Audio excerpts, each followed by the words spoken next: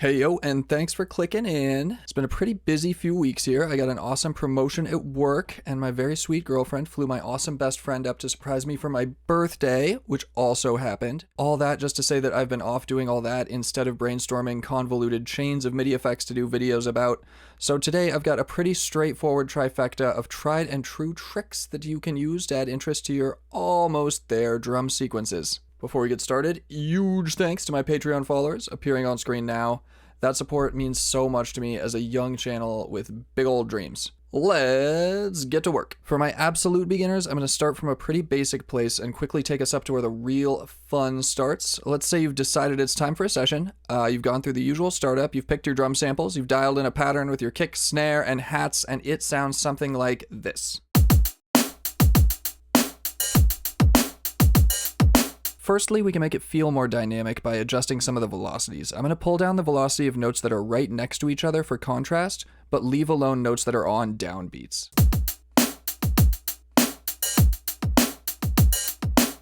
Next, I'll add a swing profile to the clip. It's nice to know that swing works by offsetting every other note at a particular beat division by a particular amount. That amount is what the second number in the profile name usually refers to, with higher numbers being pushed farther off the grid. My hats are playing 16th notes, so I'll choose a 16th note pattern and pull down the global amount just slightly. Many of the notes being affected by the swing are those with the lower velocities we just dialed in, and that low velocity swung into a full velocity is going to give it a nice bouncing up feel.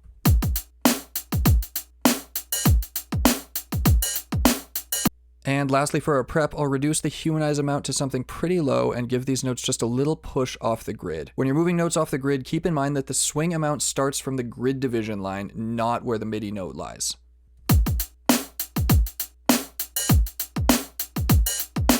And those three touch-ups alone have it feeling a lot looser. So now you're liking the rhythm, you've got a nice vision for what it could be, but it's just not quite there yet. Not really holding your attention or inspiring you any further. MIDI layering is a really open-ended and creative way to start injecting some character. We can layer in more samplers on any of these elements and set up velocity ranges so they feel more like separate pieces working together than just an extra layer smushed on top. Let me show you what I'm talking about. I'll group the kick sampler with itself and add another sampler in its own chain, and load that with some beatbox kick samples. I'll enable the round robin function up in the zones tab and set it to randomly choose a different sample each time. And then I'll set the velocity range for this sample layer high, so it only triggers on notes with a velocity above where we lowered those other notes to, so only our most powerful kicks trigger this layer. Then I'll repeat that process, but for the lower velocity kicks. This time I'll use some jaw harp samples from this month's Foley pack, and I'll pitch them down to mimic the timbre of the beatboxes and switch up the envelopes a little bit.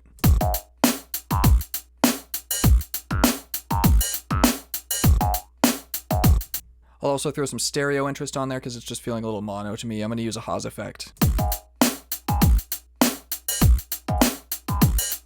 Second tip, we can use some more of our sampler functionality to adjust where in a layered sample our playback starts. Just like before, I'll add a parallel sampler chain to my snare cell and load it with one long Foley sound, like this rushing water.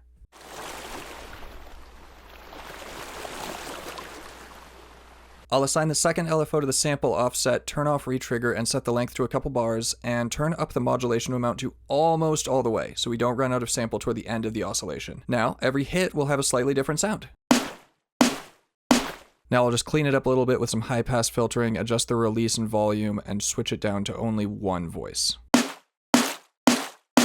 And finally, we can set up some internal send effects for self-contained throws. I'll toggle on the send, return, and input-output views down in the bottom left, and load up a couple of throwable effects. I'll take a spring verb from Hybrid Reverb, and the analog triplet dub preset from Echo. I prefer to disable the noise on this one. Now, keeping it a little sparse, I can automate the send amount on different elements throughout the sequence. I'll double the length of the clip and add some of these throughout.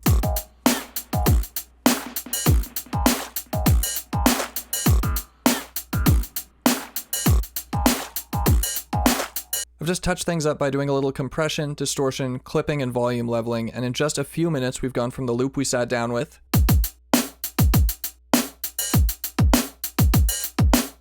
to something with just so much more character and life to it.